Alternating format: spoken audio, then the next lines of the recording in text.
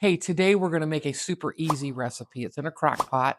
It's buttery steak bites. You're going to love this one because it's delicious. It's an older recipe, but you're going to love this one the most because it's just an easy dump and run. Let's get into it.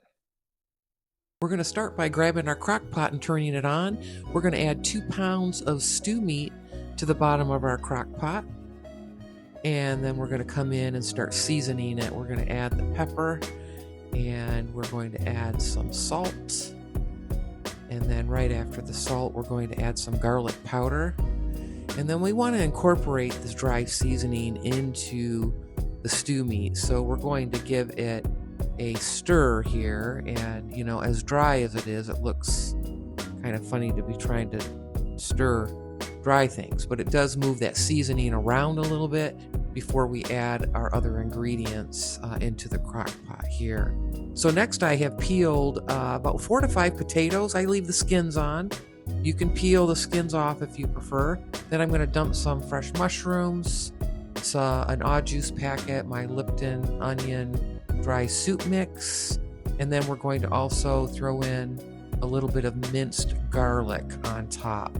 Right after the minced garlic, we're going to add some about a cup of beef broth, and then I'm going to kind of poke it with a utensil or a tool or anything you have in the kitchen, just to kind of move that broth throughout the crock pot, just so that it kind of works its way down. We're going to take a stick of butter, cut it into pads, and we're going to sprinkle the butter right on top of the mixture there. And you're going to cook this on low for 7 to 8 hours, or you have another choice on high for 4 to 5 hours. And here is the recipe card for this crock pot buttery steak bites. And hey, listen, if you like cooking with me as much as I love cooking with you, if you could hit that subscribe and like button, I would appreciate it so very much. Thank you. All right, so hey, it's been 7 hours. We're going to take a look at our buttery steak bites here in the crock pot. Look at that. I mean, this looks delicious. Everything is kind of marinated together. The potatoes look great. I've got the buttery steak bites here on the bottom. And oh, does the aroma smell wonderful. Super easy recipe, fairly reasonable. It's going to feed quite a group of people. And we're going to take a big scoop here out. Look at that.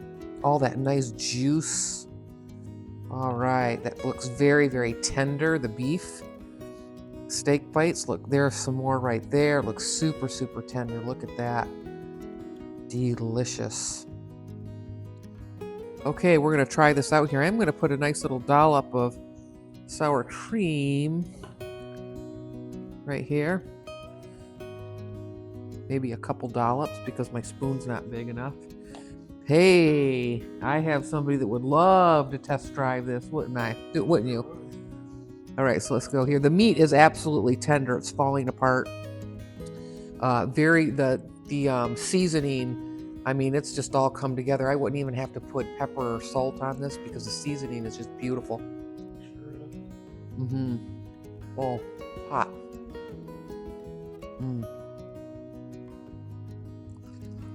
Beautiful flavor, just a nice deep flavor, very cozy comfort food. Super easy in the crock pot too. We just dumped and we ran. This cooked for 7 hours. Great taste. It's going to feed quite a group.